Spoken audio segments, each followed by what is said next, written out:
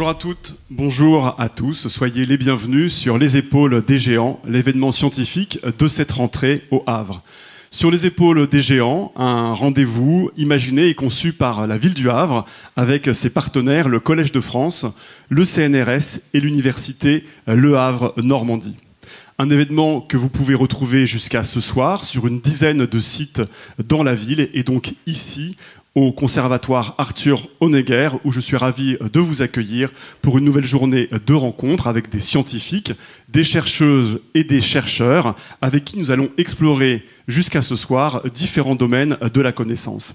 Ces scientifiques, vous allez les écouter, parfois ils vont débattre et vous pourrez bien sûr leur poser toutes vos questions. Et pour ce premier rendez-vous de la matinée, j'ai le plaisir d'accueillir Jean-Michel Courty et Édouard Kerlik, que j'invite à me rejoindre. Vous pouvez les applaudir.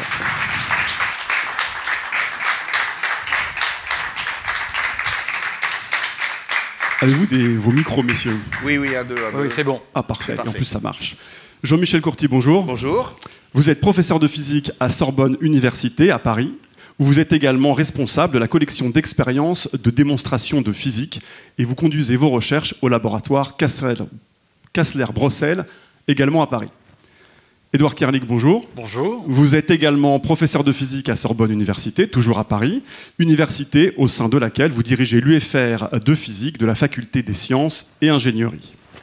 Et vous effectuez vos recherches au laboratoire de physique théorique de la matière condensée. Alors j'ajoute que vous avez tous les deux une importante activité de médiation et de vulgarisation de la physique. Jean-Michel Courty, à ce titre, vous avez reçu en 2021 la médaille de la médiation du CNRS. Et Édouard Kerlik, vous êtes quant à vous le directeur de la Maison pour la Science d'Île-de-France. Alors vous êtes aussi tous les deux co-rédacteurs de la rubrique Idées de physique du magazine Pour la Science depuis plus de 20 ans, 21 ans je crois même très exactement, avec à votre actif plus de 250 articles. Jean-Michel Courty, vous êtes également le créateur et l'animateur de la chaîne YouTube Merci la physique, une chaîne créée en 2020 au début du confinement et qui compte désormais 13 000 abonnés.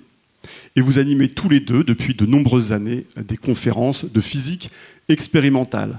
En préparation de cet événement, Jean-Michel Courty, vous me disiez, la physique, ce n'est pas que des équations, mais ça se vit et ça se fait, et il y a de la profondeur, y compris dans des phénomènes familiers d'apparence simple. C'est ce que vous allez nous donner à voir aujourd'hui, tout de suite, au travers d'une conférence expérimentale, donc sur le thème tornade et tourbillon, avec de vraies expériences, dont certaines vraiment spectaculaires. Nous vous écoutons. Merci. Merci beaucoup, Mathieu. Bonjour, donc merci à tous d'être venus à cet horaire matinal. Merci aussi à la ville du Havre pour cette invitation dans cet événement. C'est vraiment super de pouvoir participer à la création d'un nouvel événement. Et puis, ouais, Edouard. Oh non, mais on va y aller direct. Tornade et tourbillon, et si on peut voir la première diapositive. Alors en fait, pour cette première diapositive, on vous emmène en voyage en Italie, c'est l'Etna. Et lorsque de temps en temps l'Etna tout saute, eh bien il envoie des nuages de fumée, et puis on voit apparaître parfois des ronds de fumée, comme celui-ci. Et ce rond de fumée, vous voyez, c'est quelque chose qui a été émis et qui va beaucoup plus loin que tous les nuages. Et la question qu'on va chercher à résoudre à discuter dans cette conférence, c'est un peu comment ces ronds de fumée se propagent, se créent, etc. Mais en fait, un rond de fumée, c'est à la base un filament, une sorte de vortex. Donc avant de faire des ronds de fumée, diapositive suivante s'il vous plaît, on va commencer à parler de l'élément de base de ce rond de fumée, le filament que l'on voit, et en fait qui est totalement analogue au filament que l'on a dans les tornades. Donc une tornade, on en a une ici. Alors il y a des caractéristiques que vous connaissez tous de la tornade. D'abord, elle semble comme attachée au niveau du sol. Elle va se perdre dans le ciel. Et vous voyez que ça fait une espèce de tube ici, continu, qui ne se coupe jamais. Vous ne verrez jamais une tornade se couper. En revanche, elle est capable de se déformer de façon assez spectaculaire. Elle peut se courber, mais il n'empêche, on va de la terre au ciel sans jamais s'interrompre. Et puis, vous connaissez tous les phénomènes qui sont liés à la tornade. Donc là, on visualise bien ce tube blanc, mais vous savez que tout autour, il y a des vents violents. On sait aussi que plus on s'approche de ce qu'on appelle le cœur de la tornade, plus les vents deviennent violents, ils entraînent avec eux des tas d'objets. Et puis, au centre de la tornade, on sait par ailleurs qu'il y a une espèce d'aspiration qui vous emmène au ciel. Enfin, pour les malheureux objets qui ont été piégés. Donc, moi, je voudrais bien comprendre comment ça fonctionne, Jean-Michel. Alors, écoutez, Édouard, le plus simple pour comprendre ce phénomène, c'est les équations de Navier-Stokes. Diapositive suivante, s'il vous plaît. Donc, voici ces équations que je vous rappelle rapidement. Et le terme le plus important, c'est le terme barocline. Effectivement, quand les isobars et les isopiques ne sont confondus, ce terme barocline est nul. Non, Jean-Michel, il me semble que Mathieu Grousson nous a bien dit qu'il s'agissait d'une conférence expérimentale. Voilà. Donc là, je crois qu'on ne prend pas le bon chemin. Donc on va essayer de revenir à des choses plus simples. Ouais. Est-ce que tu n'aurais pas un moyen de nous montrer ce que c'est qu'une tornade voilà. Alors, bon, faire une grande tornade, pas forcément, mais quand même, on a préparé un petit dispositif. Voilà. Diapo, s'il vous plaît. Donc voilà, voici ces bouteilles et je vais te proposer un petit jeu. Ah, j'adore. Donc, nous avons 2 bouteilles reliées par un petit élément au milieu qui est percé et qui permet à l'eau de passer d'une bouteille à l'autre. D'accord. Donc on a de l'eau dans une des 2 bouteilles. Je te propose de faire un petit jeu, de faire passer l'eau dans l'autre bouteille. Oui. On y va. Le premier qui réussit à faire passer a gagné. Diapo, s'il vous plaît. Attention, tu commences pas avant moi. Voilà. 3. 1, 2, 1.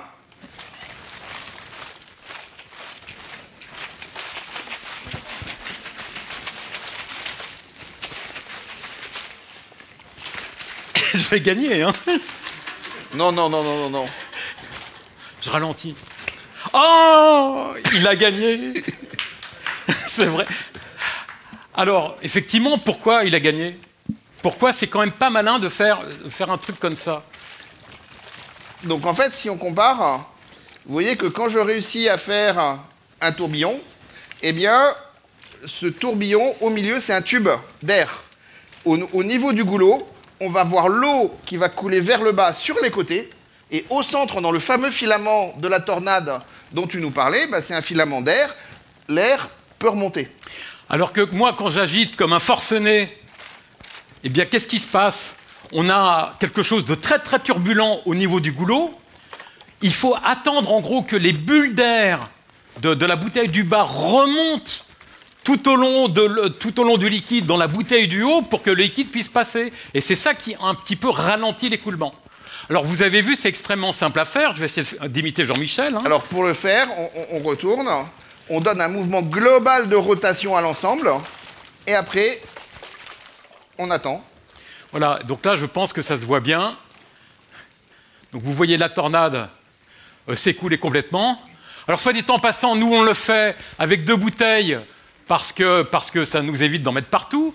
Donc, c'est effectivement extrêmement pratique. Mais chez vous, vous le faites avec une bouteille simple. Hein. Ça marche très, très, très bien. C'est juste que vous renverserez l'eau par terre. Donc, d'ailleurs, c'est un geste qui était bien connu des nettoyeuses de bouteilles. Puisqu'en fait, avant qu'on ait les bouteilles plastiques et puis qu'on ait les containers qu'on casse le verre, les bouteilles de verre étaient recyclées. Et donc, quand on rendait les bouteilles, il fallait les nettoyer. Les personnes qui nettoyaient les bouteilles mettaient de l'eau. À la fin, il fallait faire sortir de l'eau. Et donc, un petit coup de main et hop, avec le tourbillon, on fait ça très vite. Alors, Jean-Michel, j'ai quand même quelque chose qui m'étonne là-dedans. Effectivement, oui. On retrouve un petit peu, quand on regarde, hein, donc faites-nous confiance, vous pouvez le vérifier chez vous, on voit... Alors, c'est vrai que ça tourne lentement autour. Oui. Et puis plus ça va vers le milieu, plus ça s'accélère. Et en fait, effectivement, c'est parce que ça va à toute vitesse qu'il y a la force centrifuge et qu'on va avoir le petit tuyau au milieu. Oui, mais alors, est-ce que... Moi, ça me fait penser à un effet. Ah bon? Lequel? C'est l'effet patineuse. Les patineuses, oui, les patineuses, de patinage artistique. Du patinage artistique, qui ont les bras, et puis elles tournent lentement, elles rapprochent les bras, et à ce moment-là, ça se met à tourner plus vite. Tu voudrais faire du patinage ici? Alors, bon, on n'a pas du patinage, mais on a quelque chose d'analogue. On a ce plateau tournant, sur lequel je vais mettre un tabouret, et avant la conférence, on a demandé s'il n'y avait pas un cobaye qui accepterait bien, et Mathieu Grousson nous a fait le plaisir d'accepter de participer à cette expérience.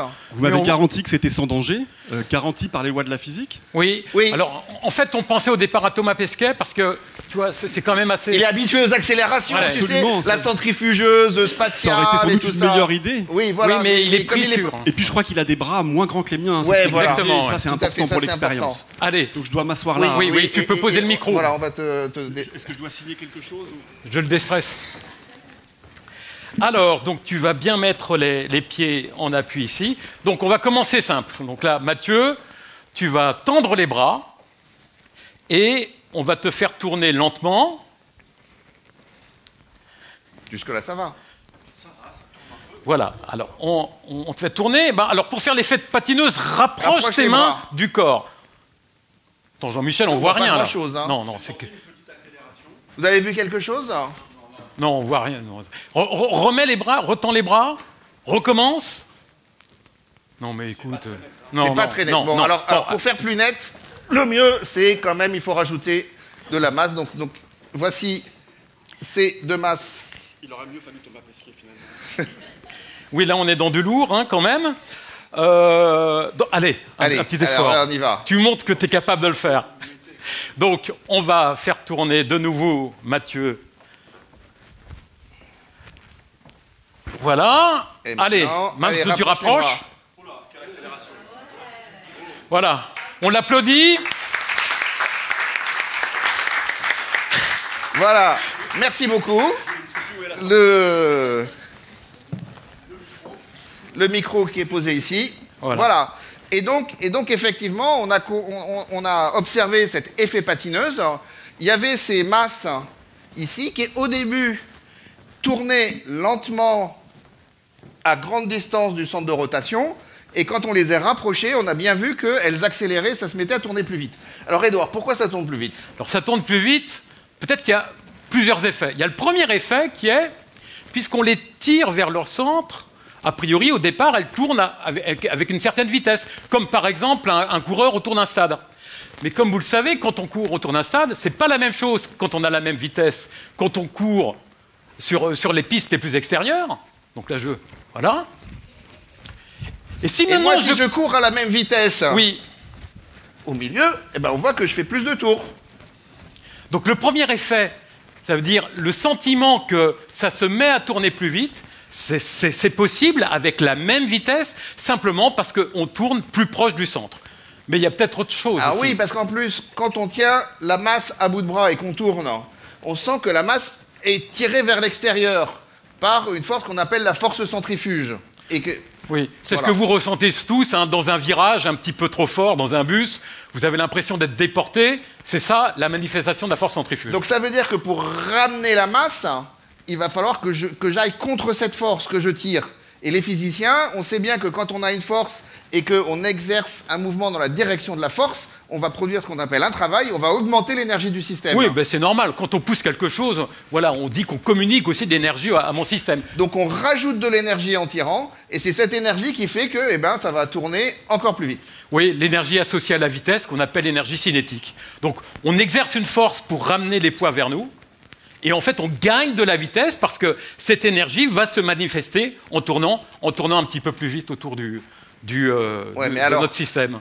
Dans la bouteille, là, il n'y a pas des petits bras musclés pour pouvoir tirer les gouttes d'eau vers le centre. Alors, qu'est-ce qui va apporter l'énergie? Ben, retourne là. Ben, vous voyez que la source du vortex ou du maelstrom, hein, pour la mer, c'est un maelstrom, la source d'énergie, ce n'est rien d'autre que la gravité. C'est parce que l'eau tombe de la bouteille du haut à la bouteille du bas que ça va pouvoir donner de l'énergie à mon système. Alors les mécanismes, ils sont un tout petit peu subtils, mais vous comprenez bien, hein, vous aviez au départ un objet en haut, à la fin, ça se retrouve en bas, je prends une balle, je la lâche, hein, elle va tomber naturellement. Donc c'est un petit peu la même idée. Et pour se rapprocher du centre, eh ben, on voit bien que pour passer au goulot, là c'est incliné, oui. Et donc on a la géométrie du système et le fait que le trou est au milieu qui fait que les petites particules d'eau qui sont autour à grande distance, elles sont obligées de se rapprocher pour descendre. Alors, ça c'est quelque chose qu'on a, on l'a dit, dans les éviers. Oui. Donc, diapositive suivante. Donc là, on est une espèce d'évier géant.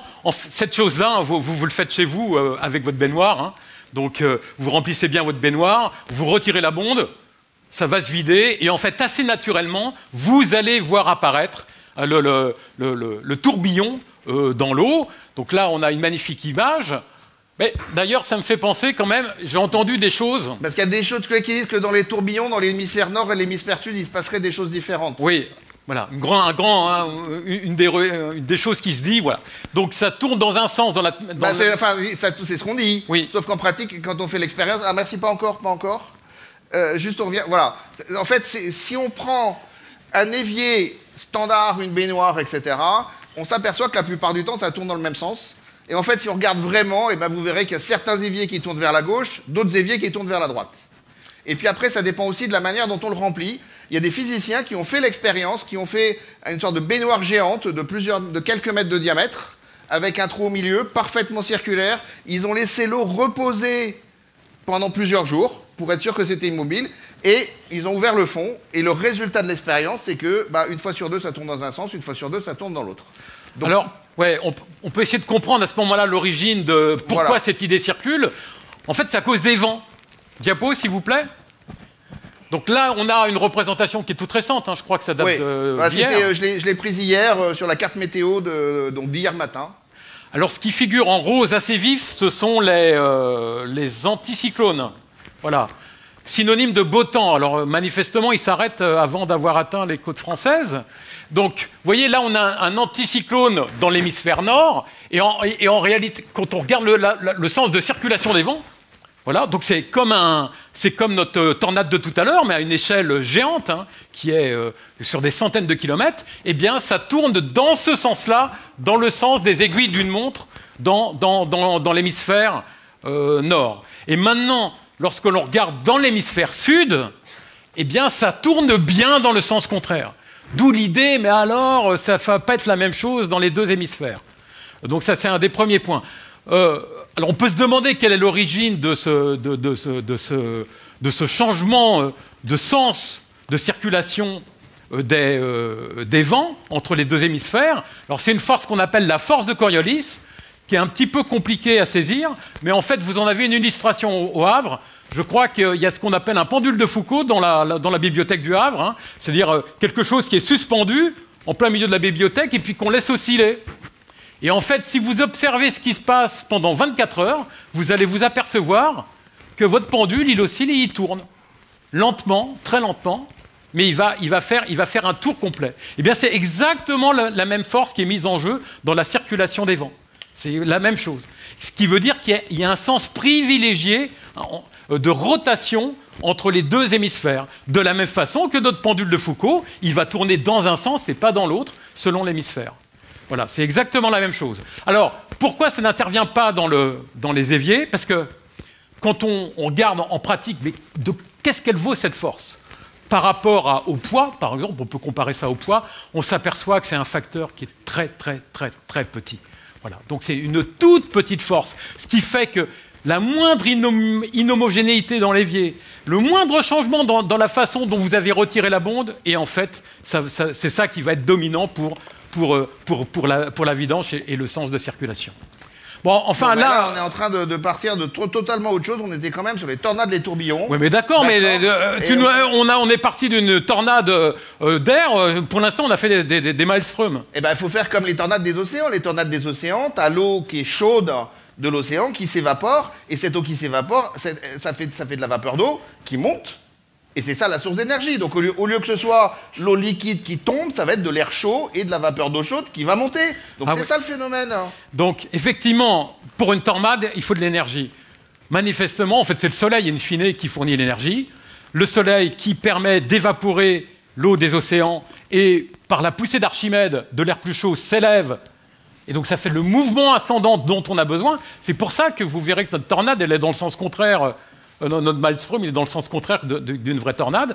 Et puis, par ailleurs, quand on est au niveau des terres, parce qu'il y a beaucoup de tornades aux États-Unis, eh bien, cette fois-ci, c'est plutôt juste la terre qui devient tellement chaude qu'elle va effectivement provoquer ce mouvement d'ascension spontanée de l'air chaud, qui est à la source, c'est le moteur. Si on faisait la manip. Ah. Bah oui, on va faire de l'air chaud, et puis on va faire monter l'air chaud, et ça va faire des Alors, tornades. mais de l'air chaud, tu as un sèche-cheveux ou tu t'envisages autre chose? Bah non, mais pour faire de l'air chaud, il suffit d'allumer le feu. Ah, d'accord. Bon, alors, On va allumer le feu, puisqu'il le dit.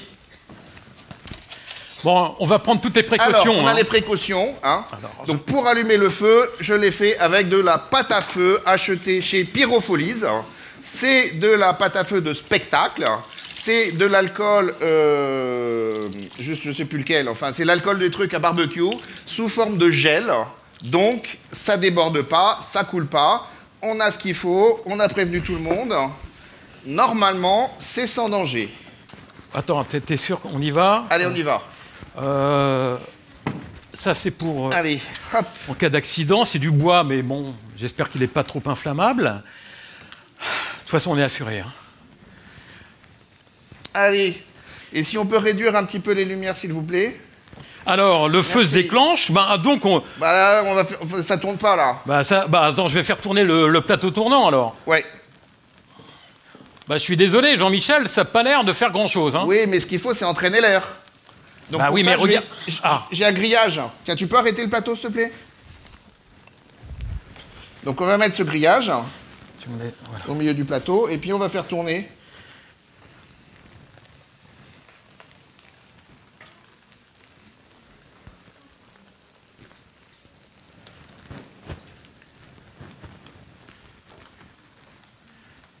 Et là, vous voyez qu'il va se passer des choses. Alors, qu'est-ce qui se passe? Eh bien, en fait, à cause du feu, on a bien ce qu'on avait dit, c'est-à-dire qu'on va avoir de l'air très chaud qui va monter. Comme cet air très chaud monte, ça va attirer de l'air sur les côtés. L'air qui arrive sur les côtés traverse le grillage. Comme il traverse le grillage, il a un petit mouvement de rotation.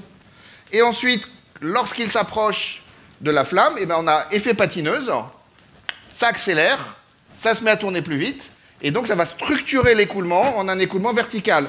Vous voyez, quand on ne fait pas tourner, on a une flamme qui est relativement turbulente, peu structurée, assez large, et qui monte à peu près à cette hauteur. Maintenant, si on fait tourner, vous voyez tout de suite que la flamme, elle va se concentrer dans ce petit filament du milieu, et on va monter plus haut.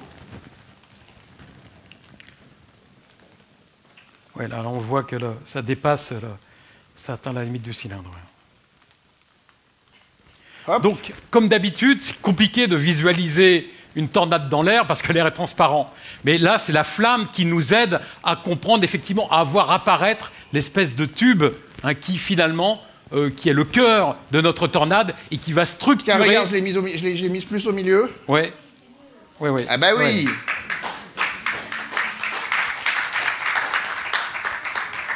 Et dès qu'on arrête, vous voyez que la flamme retrouve un aspect totalement turbulent. Voilà. Allez, pour le plaisir.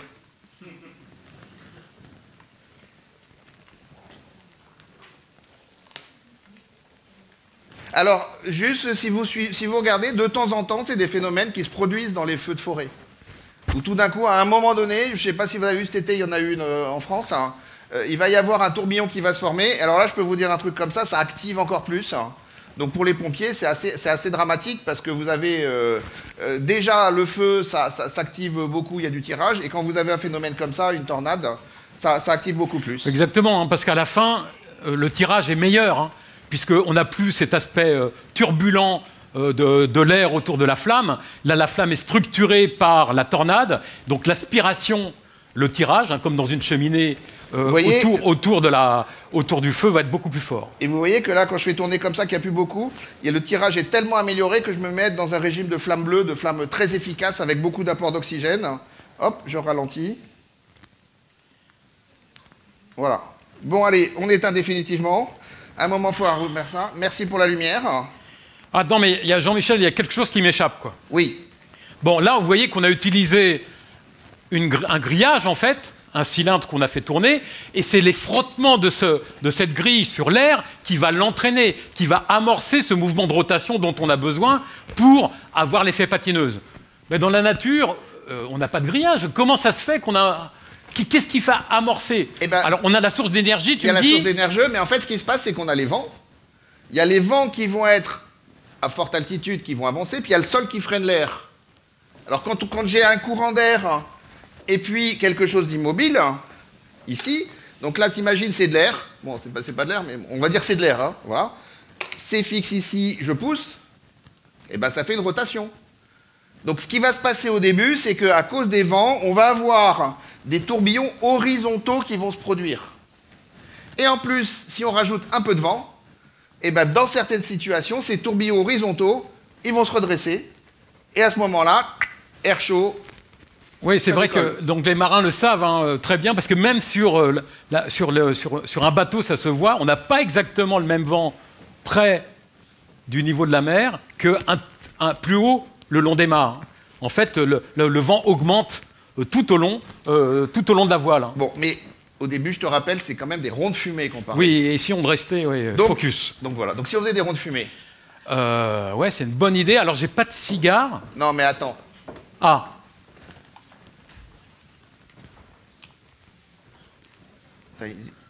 Oui, c'est... Qu'est-ce que c'est que ça?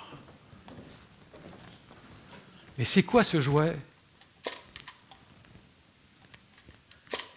Ah! Bon, et... Ah! T'as vu? Non, mais écoute, ça suffit, hein? Oui. Moi aussi, je peux le faire. Ah.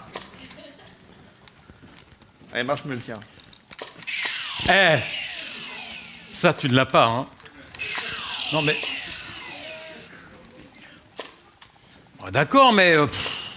écoute, c'est quand même assez limité. Et puis, bon, en plus, je comprends même pas comment ça fait des ronds. Ouais, il faut faire des ronds de fumée un peu plus gros.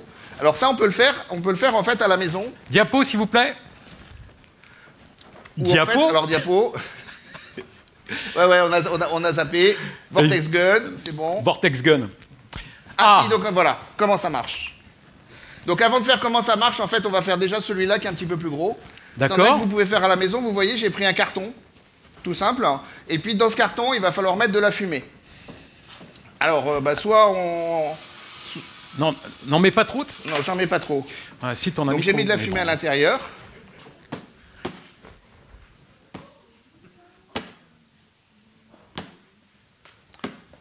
Voilà, donc vous voyez apparaître. Donc en fait, c'est exactement le même mécanisme que les personnes qui font des ronds de fumée, avec leur bouche. Pour faire des ronds de fumée avec la bouche, on prend de la fumée dans la bouche et puis on fait un rond et puis on va faire un petit coup de glotte. Il faut faire un petit coup d'air très brusque. Alors, ouais. Qu'est-ce qui se passe? On peut peut-être reprendre ça. Hein, c'est la même idée que tout à l'heure. Vous voyez, en gros, quand on fait rouler près d'une surface qui est immobile, ça roule. Enfin, quand on exerce une force près d'une force, voilà, ça roule. Alors, qu'est-ce qui se passe ici? Vous voyez, il y a de l'air ici qui est immobile, et je vais éjecter de l'air au milieu. C'est ce qu'on voit un petit peu sur cette série de photos. Donc ici, sur le bord, j'ai de l'air immobile et de l'air qui avance, donc ça va faire un truc qui va se mettre à tourner. Là, vous voyez, je suis ici, j'ai l'air qui sort, l'air immobile, ça va faire un truc qui tourne. Et en fait, ça va faire un filament qui tourne. Ici, ça va tourner comme ça. Ici, ça va tourner comme ça. Donc, c'est un truc qui va faire un petit filament de truc qui tourne, qui est rond. Donc, ce que vous voyez, c'est que l'air, quand on le souffle, il fait ça, il s'enroule. Et puis, à un moment donné, quand il s'est suffisamment enroulé, vous avez l'anneau qui se sépare et qui va partir. Donc, ça, vous pouvez le faire à la maison. Donc, un carton. Et puis, avec un cutter, on peut le faire. Alors là, on avait fait un rond. Alors, on peut se poser la question... Est-ce qu'on peut faire des ronds de fumée d'une autre forme? Des triangles. Ah oui. Est-ce que vous avez déjà vu des ronds de fumée triangulaires? Eh ben voilà. C'était bien de venir ce matin. On va vous faire des ronds de fumée triangulaires. Voilà, hop. Attends, je vais le prendre. Vas-y. Et tu peux préparer d'autres formes, peut-être, Jean-Michel? Allez, on va faire un rond de fumée rectangulaire.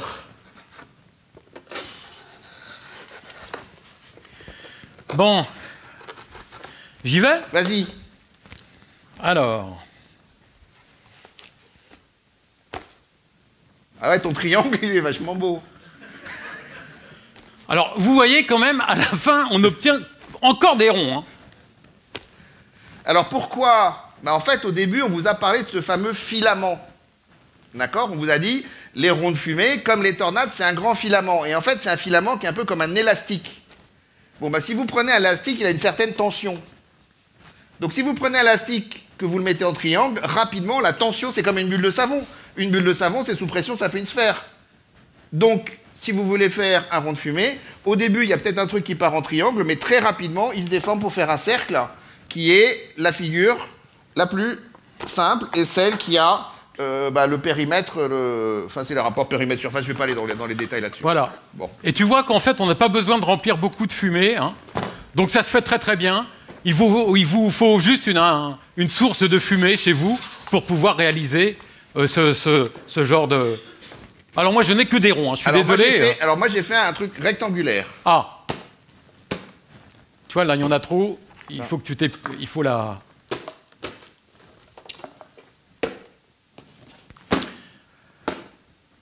Oh, putain. Ah bah non, mais... Ah bah alors là, alors ça, je connaissais pas. Quoi? C'est nouveau, j'ai jamais... Mais regarde, j'en fais deux. Hop. J'en ai deux qui partent. Non, ça va pas, je vais prendre le gros carton.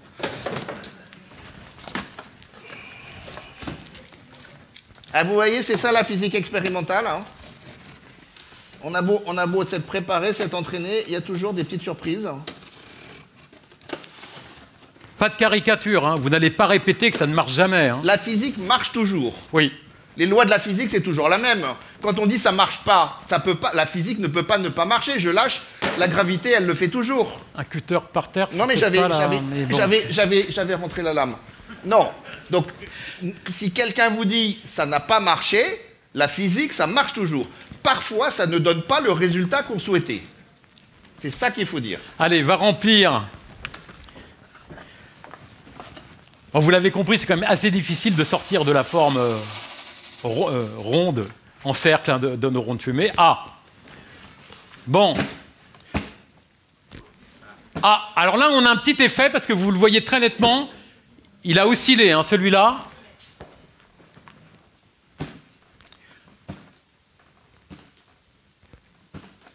Il faut qu'il se vide un peu encore, mais... Ouais, là, on le voit. Ah, celui-là, on le voit. Voilà. Alors, pourquoi? Parce que, vous voyez, malgré tout le triangle... Ah ouais, celui-là. Ah oui. Pourquoi? Là, on voit très très bien des oscillations. Pourquoi? Le triangle, c'est pas que c'est un disque, ouais. Mais finalement, on n'en est pas si éloigné que ça. Là, vous voyez, la fente qu'il a réalisée, elle est très très dissymétrique. Elle est beaucoup plus longue que large. Ce qui fait que quand la fumée sort, enfin, donc à 20, on sait qu'on va obtenir un rond de fumée, mais on peut légitimement se demander, mais de quel diamètre? Donc, est-ce qu'on prend le diamètre du petit ou du grand? Et c'est en fait ça qui est à l'origine de ces oscillations. Ah, mais des fois, ça en fait deux. Oui, mais c'est parce qu'il est légèrement... tu vois, ah, putain. Bon, vous avez vu quand même que ça oscillait et tout, hein. Tu sais que les gros mots ne sont pas spécialement bienvenus dans le... Ouais, voilà. Oui, pardon. Il faudra recouper au montage, hein, mais... Bon. Non, mais il y a quand même un truc qui m'étonne. Vous avez vu, nos ronds de fumée, ils vont très loin. Alors que quand la fumée sort de façon un petit peu désordonnée de nos boîtes, elle reste localisée. Jean-Michel, est-ce que tu comprends pourquoi les ronds de fumée vont loin? Non, mais je peux faire des ronds qui vont vraiment loin. Ça va loin comme rond de fumée. Ah, on décoiffe. Ça décoiffe. Bon, bah, comment c'est possible? Diapo, s'il vous plaît. Alors, ce qu'on a vu, c'est que le rond de fumée... Non, on sait que ça roule. On sait que ça roule. C'est un filament, c'est comme un vortex, c'est comme une tornade. D'accord? Donc maintenant, l'écoulement. Donc moi, je vais commencer, je vais faire un vortex. D'accord? D'accord. Je fais un vortex, je tourne. Donc pose ça, parce que pour l'instant... Je tourne. Ça veut dire quoi? Ça veut dire que je vais tourner sur moi-même et que je vais entraîner tout le fluide qu'il y a autour de moi. Voilà, donc mets-toi ici. Donc moi, je me mets là. Tourne un petit peu. Et je tourne. Et moi, je suis de l'air. Et ben en fait... Je suis entraîné par la tornade. Voilà. Voilà. Bon, maintenant, si toi, tu es une tornade... Je suis aussi une tornade. Et si tu tournes dans le même sens que moi. Dans le même sens que toi. Vers la droite. Alors, allez, on tourne. Voilà. Donc, attends, on commence. Donc, je tourne pas et tu tournes. Vas-y. Hop. Et je tourne comme ça. Voilà. Oui. Alors, maintenant... Donc, et il reste sur place. Donc, maintenant, si moi, je tourne, on fait lentement. Hein. Oui. Attention. Moi, je tourne. Je t'entraîne, je tourne. Hop. Vous voyez, moi j'entraîne Édouard qui tourne. Oui, on s'appuie. Édouard, il m'entraîne. Et en fait, vous prenez deux vortex, vous faites deux vortex côte à côte qui tournent dans le même sens. ils vont tourner l'un autour de l'autre. Il ne se passe rien, on est immobile en fait. Mais maintenant, si les deux vortex, ils tournent chacun dans leur sens. Moi, je tourne par là, je t'emmène par là. Et moi, je le pousse aussi. Voilà. Et on se pousse. Et on avance. Et on avance. On va faire de profil. De profil. Ouais, donc face à la caméra. Hop. Donc, n'oubliez pas, nous sommes des tornades. Des tornades. Moi, nos mains, ça mime le mouvement de tout l'air qui est tout autour. Voilà. Hop. Et en fait... on s'entraîne l'un l'autre. Alors, vous voyez en plus que là, quand j'ai ma main qui est ici, quand j'arrive, je vais ouvrir l'air qu'il y a là.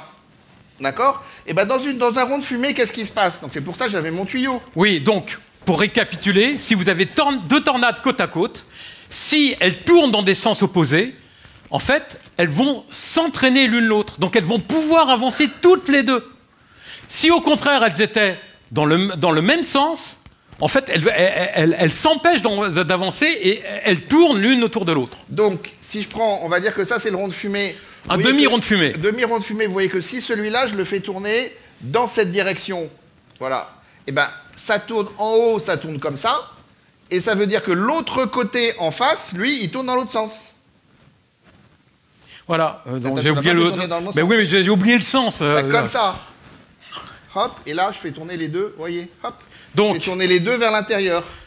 Et en fait, ça veut dire que chacun des deux, celui-là fait avancer celui-là, et celui-là fait avancer celui-là, et celui du haut, il faut avancer. Et en fait, le vortex, c'est tous les éléments du vortex qui se font avancer ensemble. Donc dans un rond de fumée, voilà, les points diamétralement opposés, la fumée dans les points diamétralement opposés tourne dans des sens contraires. Et donc c'est avec ça que l'ensemble, finalement, va pouvoir avancer. Et donc, en plus, vous voyez que quand on fait le mouvement de rotation avec la main, si je suis comme ça, en fait, je vais ouvrir le chemin devant moi, c'est-à-dire que l'air qui est devant, je le pousse sur le côté. Donc, en fait, un rond de fumée, c'est un truc qui roule sur lui-même et qui s'ouvre son chemin à l'intérieur de l'air. Donc, Edouard, si tu veux bien aller en face.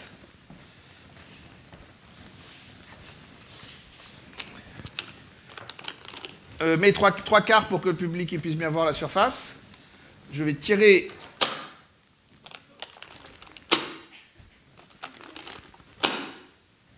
Vous voyez que il y a quand même une énergie assez considérable qui arrive. Donc c'est pas un seul rond, c'est comme si j'envoyais un ballon d'air, une bulle d'air, et qui avance sans perdre d'énergie. Tiens, si on faisait là avec la bougie. Oui.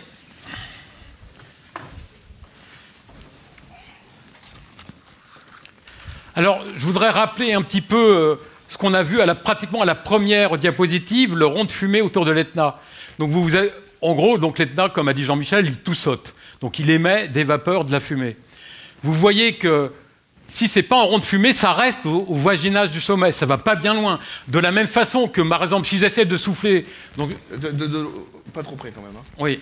Là, je ne risque pas. Hein. Ouais.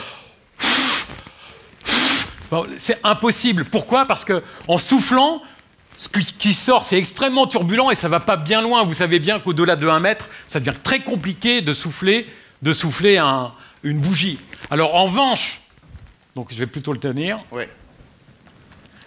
Alors, je mets un peu de fumée parce que sinon, on ne voit pas trop où ils vont. Et pour viser, c'est pas facile.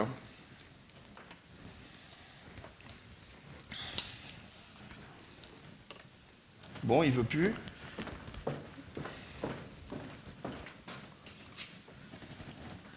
Tu l'as mis où le bouton? Tu l'as trouvé. Suis le fil. J'ai l'impression d'être dans un film de Tarkovsky, quoi. Recule. Avec la bougie, là. Bon. Non, là t'es trop gourmand. Mais non, va au bout.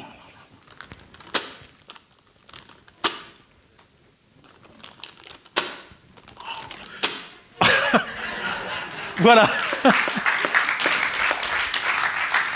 Donc évidemment, ça, ce n'est pas possible de le faire en soufflant. Ce n'est pas possible.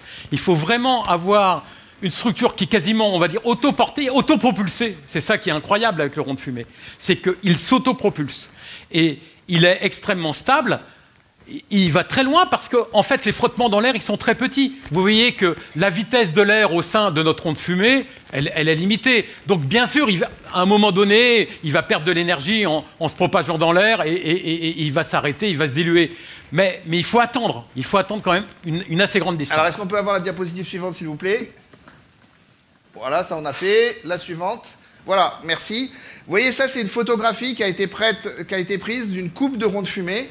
Et en fait, ce qu'on peut voir, c'est l'air qui se déplace, qui est en jaune, et l'air qui est immobile, qui, lui, est en blanc. Ce que nous, on voit quand on voit un rond de fumée, en fait, on voit uniquement les petits filaments qui sont au centre. Qui contiennent la fumée. Donc, on a l'impression que ce rond de fumée, c'est un anneau qui se déplace.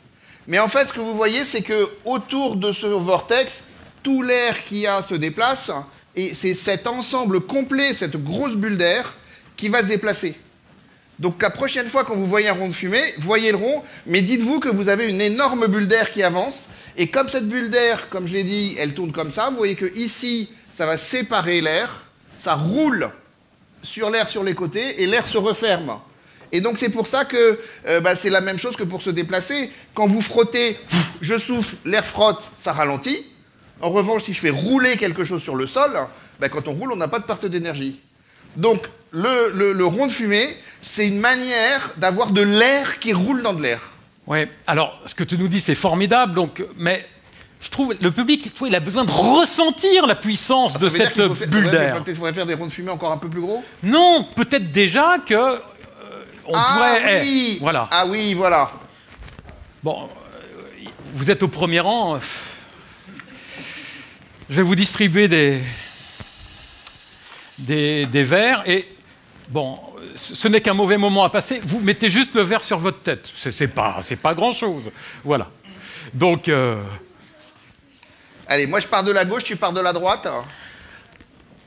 Ah, tu mets la fumée dedans. Eh ben ouais, pour viser. Et puis comme ça, tous les deux, et on voit lequel on fait le plus. Oh non!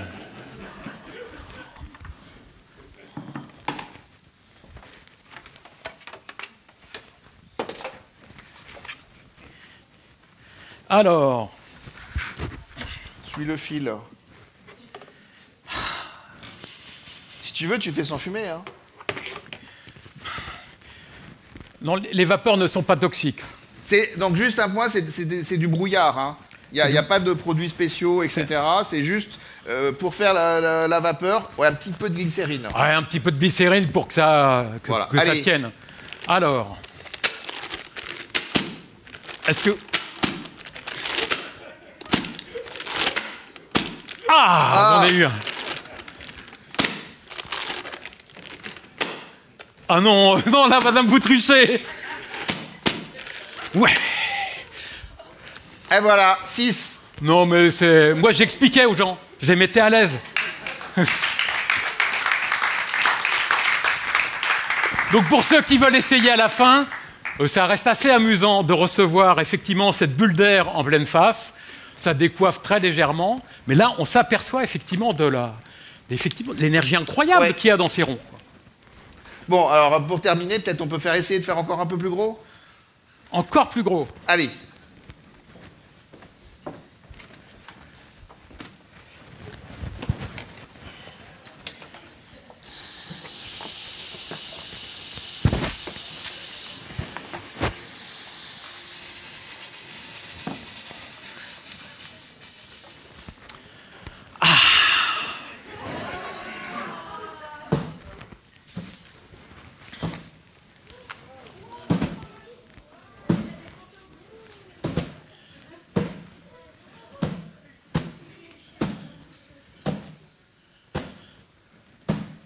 Il faudrait leur dire que leur alarme incendie, elle n'est pas super top. Hein. C'est le...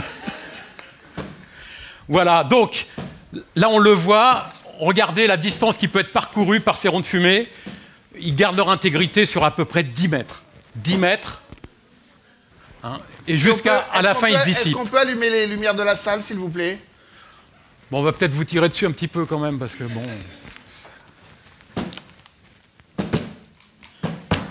Alors, en termes de... Voilà, là, vous le ressentez, je pense. Hein. On le ressent particulièrement. Hein. Donc là, c'est les plus gros qu'on a fait. Donc vous voyez le dispositif, hein, on a fait un trou dans une poubelle. On a mis, il faut pouvoir comprimer un petit peu la poubelle hein, pour éjecter l'air. C'est la même chose que le mouvement de nos joues pour expulser l'air quand on fume. C'est la même chose que dans l'air Zuka, le mouvement qu'on a vu. Dans le carton, le fait qu'on comprime, à chaque fois, on expulse de l'air.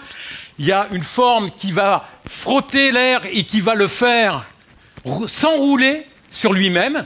Et à la fin, cette structure se détache, ça devient la bulle que Jean-Michel vous a montrée, et elle se propage. Et à la fin, in fine, elle se dissipe parce qu'il y a toujours un petit peu de perte d'énergie. Voilà, après, ça veut dire qu'il faut essayer, il faut faire le rond le plus grand possible, mais il faut faire quand même quelque chose où il y ait de l'air immobile, qui puisse garder. Donc ça veut dire que quand on fabrique ça, des fois, la première fois on fait trop petit, des fois on fait un peu trop gros, puis après on ajuste. Voilà. Et puis alors on en a un qui est grand comme ça, qui a été fabriqué par un collègue à l'université, mais là c'est pas possible de le transporter. Voilà. Alors juste quand même, hein, tout le matos, on amène ça de Paris en voiture hier, parce que les conférences expérimentales, c'est pas j'arrive avec mes diapositives, hein, ça demande du matériel. Et merci à toute l'équipe du conservatoire qui nous ont super aidés à mettre en place, à organiser. Quand on arrive, on dit alors on voudrait faire de la fumée pour les détecteurs, on voudrait faire des flammes, etc.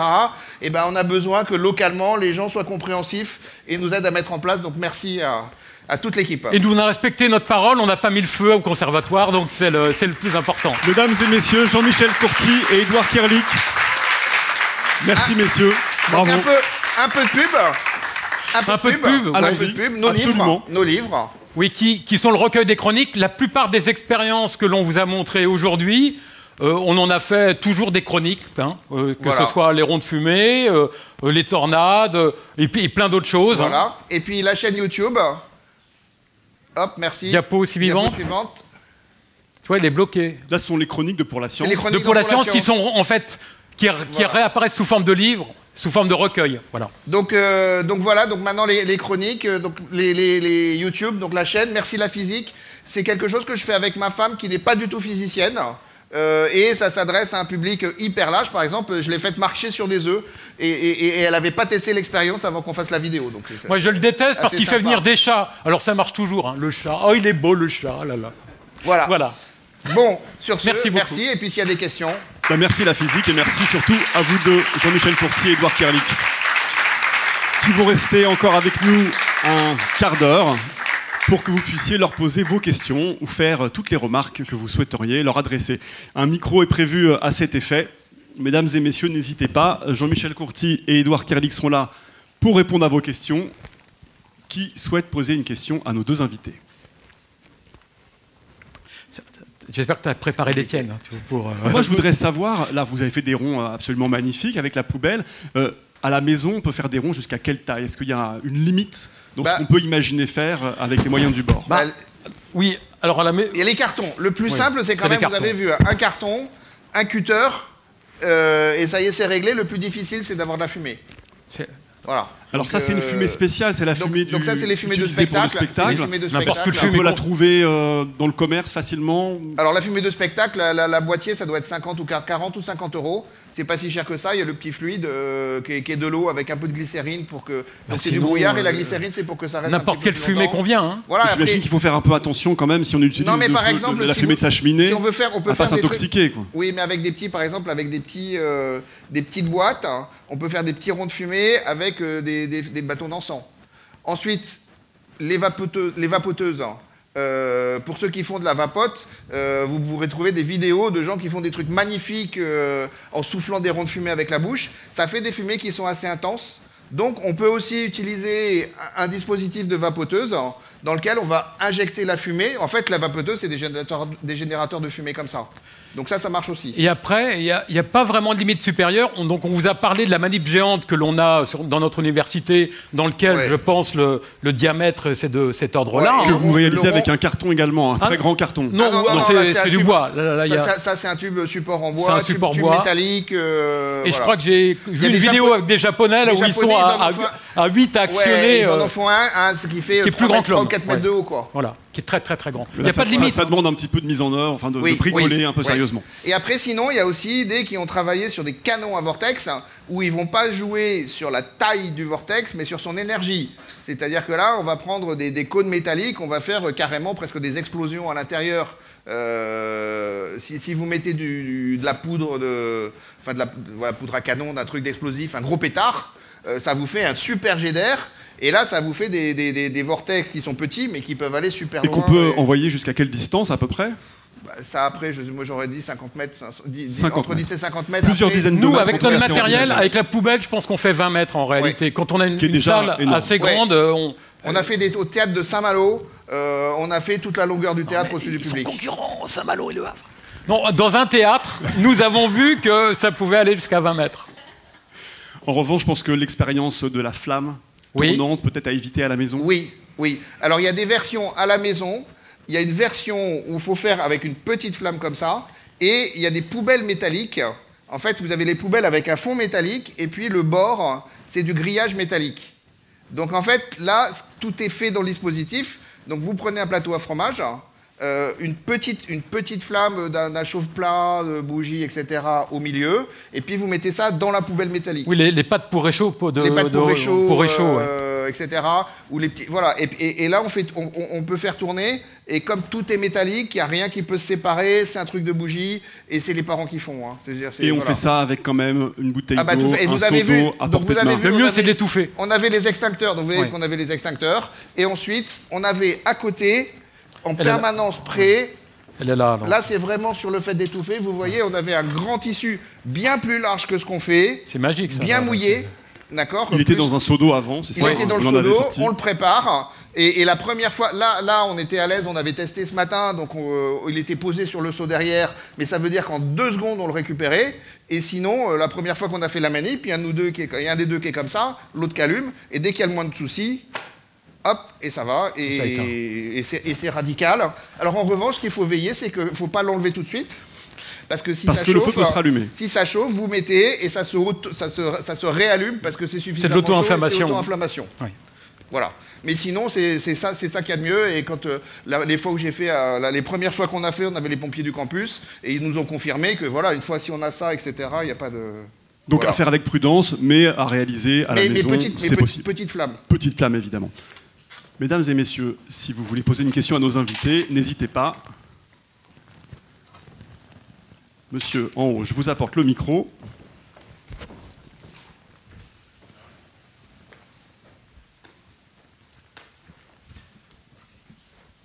Je vous en prie.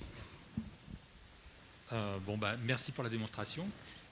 J'ai une question, parce que je vois que vous êtes basé sur l'application. Est-ce que vous avez imaginé des applications qui pourraient servir, notamment, vu l'actualité, par exemple pour éteindre des incendies de forêt, etc. Non. Non, et... Parce que les contraintes, pour les incendies de forêt, alors on a fait aussi des articles sur les trucs du feu. Le point, c'est que c'est pas tellement l'air qu'il faut, ce qu'il faut, c'est refroidir. En fait, pour éteindre une flamme, vous avez le triangle du feu, carburant, comburant et chaleur. Et pour éteindre une flamme, il faut éliminer l'un des 3. Voilà. Donc, l'une des solutions, en fait, la solution qu'on a là, et la solution qu'il y a pour tous les incendies, c'est en fait d'éliminer la chaleur, c'est-à-dire de refroidir. On peut étouffer, on enlève le comburant. On est limité par l'aspect, justement, bulle d'air, parce que votre bulle, elle passe, mais une fois qu'elle est passée, si jamais... Il y a réinflammation aussitôt parce que c'est chaud. C'est ça. C'est le point que je disais, avec la serpillière, la première fois, il y avait la flamme, je l'éteins, je dis elle est éteinte, je soulève, et paf, ça repasse tout de suite. Donc ça suffit pour une bougie, avec ce que l'on... Mais vous avez vu quand même, on a ça pour éteindre une petite bougie. Donc dès que le feu est un peu intense, c'est pas possible. Vous n'arriverez pas à l'éteindre d'un coup. Et donc pour les vrais feux, ce qu'il faut, c'est utiliser de l'eau, et l'eau, ça refroidit. Et une fois qu'on refroidit suffisamment, on élève l'un des éléments du triangle du feu, et là ça va s'arrêter comme il faut. Il y a un des problèmes en forêt, c'est que pour que l'eau refroidisse de façon efficace, il faut en général la disperser au maximum. Hein. Il ne faut pas avoir un jet d'eau continu, il faut que ça soit C'est l'idée du brumisateur. Oui, c'est le brumisateur. Ouais. Donc en fait, les travaux... C'est la limite des avions, des Canadair. Quoi. Parce que tu largues toute l'eau, on n'atteint pas les tailles des gouttelettes optimales qui permettraient d'éteindre, de prendre le maximum de chaleur du feu et de l'éteindre. Donc toutes les recherches qu'il y a, toutes les recherches qu'il y a sur le feu, c'est plutôt sur la structuration des jets des lances de pompiers, parce qu'en fait, si vous envoyez juste un filet d'eau, ce que vous allez faire, c'est ça va refroidir un petit peu, puis l'eau va couler. Donc l'idée, c'est de disperser avec des gouttelettes de taille donnée qui peuvent aller plus loin. Et maintenant, ils ont des dispositifs où en fait, ils vont pulser. On va pulser des trucs, etc. Une fois que ça refroidit, on repulse une autre fois. Donc c'est vraiment sur toute la recherche qu'il y a sur le sujet, parce qu'il y en a, il y a encore des progrès à faire, mais ça va être sur ces questions-là, sur comment je peux avoir l'eau au mieux. Est-ce que je peux mettre des additifs dans l'eau pour qu'elle circule mieux dans les tuyaux et que j'ai un maximum de pression au bout du tuyau? Donc voilà.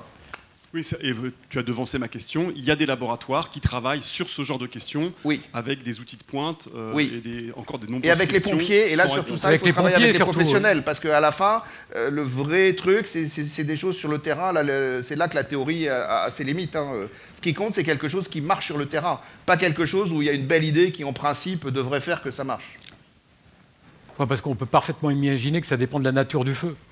Il n'y a aucune raison pour laquelle ça soit toujours la même dispersion en gouttelettes qui sera le plus efficace selon un feu intérieur ou un feu à l'extérieur. Et pour revenir à la question de monsieur, parce que vous me direz si je me trompe, mais vous pensiez peut-être à l'idée de souffler la flamme, comme on fait pour les puits de pétrole, et c'est ça dont vous disiez que c'est pas finalement une idée optimale. Dans le puits de pétrole, ils utilisent de la dynamite, si je me souviens bien. C'est là où, pour effectivement, que lors de l'explosion, ça consomme à la fois l'oxygène et ça repousse. Et là, on l'éteint. Voilà. Mais encore une fois, c'est extrêmement localisé. Ça n'a rien à voir avec l'ampleur que peuvent aujourd'hui prendre les feux de forêt. Y a-t-il une autre question dans la salle? Jeune fille.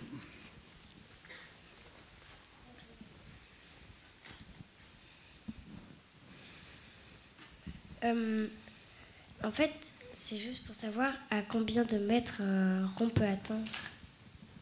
Donc, franchement, je dirais entre 10 et 20 mètres.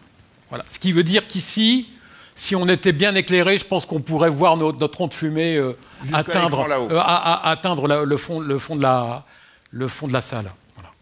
Ce qui reste malgré tout très étonnant quand on voit que lorsqu'on souffle, j'ai beau souffler autant que je peux, je pense que vous ne ressentirez rien. Prenez un éventail, vous soufflez comme ça, à votre distance, vous sentez rien. Tu le disais, Jean-Michel, tout à l'heure, la physique, des fois, ça ne donne pas toujours le résultat qu'on imaginait. Est-ce que dans toutes les expériences que vous avez montrées ce matin, il y en a qui sont particulièrement faciles à mettre en œuvre? C'est-à-dire, si on veut se faire plaisir tout de suite chez soi, laquelle le tourbillon. Non, sincèrement, je veux dire, vous arrivez chez vous, vous prenez une bouteille. Ça, c'est fait le plus long, c'est de remplir la bouteille. Non, mais je suis sérieux. Alors après, des fois, on l'a fait dans une conférence où on avait rempli une poubelle d'eau. Donc la manière la plus rapide, vous mettez, si vous voulez faire l'expérience plein de fois, vous faites une grande poubelle pleine d'eau, vous mettez de l'eau dans la baignoire, et après vous replongez la bouteille dans l'eau, la bouteille dans la baignoire, et ça se remplit. Parce qu'au robinet, ça prend un peu de temps. Voilà, mais c'est ça. C'est vraiment l'expérience. Là, c'est instantané. Je veux dire, vous arrivez, vous le faites à la maison tout de suite, et puis vous allez voir ceux qui sont allés voir la conférence de Thomas Pesquet. Oui. Vous allez les voir et puis vous leur dites et on va faire la compétition, hein, qui c'est qui vide la bouteille le plus vite, hein. Et Thomas Pesquet, dans l'espace, des tornades. Est-ce que d'ailleurs dans l'espace, tout ce que vous avez montré, ça change? Bah oui. Avec le feu, ça n'a rien à voir. Bon, il n'y a pas de gravité. Il n'y a pas de gravité, donc s'il n'y a pas de gravité, on ne peut pas avoir de moteur pour les tourbillons comme ça. On n'a pas de poussée d'Archimède. On n'a pas de poussée d'Archimède, donc l'air il peut pas monter. Donc, alors si, ce qu'on peut faire, c'est des ronds de fumée comme ça. On peut faire des ronds de fumée, mais en revanche, à quoi ressemble un incendie du coup dans l'espace? Je sais pas, mais je voudrais pas trop ça. Non, mais c'est très. Non. Alors là, pour le coup, les recherches se sont menées. C'est assez intensif. Ils utilisent en général les vols paraboliques des avions. Hein. C'est-à-dire que dans un avion, vous le faites grimper et puis vous coupez les moteurs. Donc, quand vous coupez les moteurs, votre avion, il fait ça. Il monte, il continue sur sa lancée, il continue à monter et puis il redescend. Et en fait, on est dans une situation où à l'intérieur, on est en apesanteur. Donc on voit les images, les personnes peuvent flotter. Donc on reproduit les conditions spatiales. Et à ce moment-là, on peut faire des petites manips de propagation de flammes dans cet environnement pour comprendre effectivement qu'est-ce qui va se passer. En général, ça suit pas mal. Par exemple, les flammes ont tendance à suivre les parois. En fait, oui, mais une bougie, déjà, une bougie va s'éteindre. Oui. Parce qu'en fait, quand vous avez une bougie, vous allez utiliser l'oxygène qui est autour, ça fait une flamme qui est en boule. Et une fois qu'on a consommé l'oxygène et que les gaz chauds n'arrivent plus, ça s'éteint. Il n'y a plus d'échappement, en fait. Ben, non, c'est pas qu'il n'y a plus d'échappement, c'est que le comburant ne peut plus arriver. Quand vous avez une bougie, en fait, qui brûle, ce sont les gaz, c'est le composant de la bougie qui va s'évaporer. Donc vous avez une vapeur qui se mélange avec l'air, et donc l'oxygène de l'air et le truc de la bougie, ça fait la réaction chimique. Bon, ben, le point, c'est que comme on a Archimède, il y a la flamme qui monte, vous avez de l'air nouveau qui arrive, tout ça s'échappe, et surtout il y a de l'oxygène qui revient. Si vous prenez une bougie dans l'espace, ben, vous avez les vapeurs chaudes qui vont commencer à brûler, la flamme va s'écarter pour consommer l'oxygène, et donc vous avez ce qu'on appelle une flamme diffusive. Là, la flamme, c'est des mouvements de convection qui apportent l'oxygène. Dans l'espace, eh ben, ce que vous avez, c'est qu'il faut qu'il y ait l'oxygène qui re-rentre et le gaz qui repartent. Comme vous n'avez pas de convection, ça va être de la diffusion, ça va être beaucoup plus lent. Ils n'ont pas de cheminée dans la station spatiale. Quel dommage. Voilà. Alors sinon, ce que vous faites, c'est tout ce que disait Édouard sur les fronts de flamme, c'est qu'en fait, vous faites des mélanges. Vous faites un mélange carburant-comburant, et là, vous allez regarder comment se propage une flamme à l'intérieur. Et vous n'êtes pas gêné par la gravité. Donc il y a des gros avantages, mais sur des flammes, on a déjà fait les mélanges. En tout cas, on attend la prochaine conférence en apesanteur. Oui. Je crois qu'on va rester avec le... on préfère rester très terre à terre. Attends, juste un point quand même. Dans mes vidéos, j'en ai fait une où j'ai une expérience en apesanteur dans votre salon. Sur la chaîne YouTube, merci Sur la chaîne YouTube, merci la physique. C'est Archimède contre Einstein, le titre de la vidéo. Et en fait, voir ça en rentrant chez vous. C'est une expérience où on fait une expérience avec un ludion. Les ludions, vous mettez un truc dans une bouteille, vous appuyez sur la bouteille, ça descend, vous relâchez la bouteille, ça remonte. Voilà. Et bien, si vous lancez la bouteille en l'air et que vous faites marcher le ludion, le temps que la bouteille est en l'air, elle est en apesanteur et le ludion, il ne remonte pas. Vous avez fait l'apesanteur dans votre bouteille. Et on voit le résultat avec une caméra ou un appareil photo. Ah, mais même sans la caméra, vous voyez que c'est pas remonté quand vous reprenez le truc dans les mains. Donc on peut faire de l'apesanteur dans son salon. Y a-t-il encore des questions? Dans ce cas-là, ça sera le mot de la fin. Merci encore à tous les deux. Jean-Michel Courty, merci à vous. Édouard Kerlik. Applaudissez-les bien fort. Merci à vous. Merci également à vous, public, pour votre attention et puis pour vos questions et vos commentaires.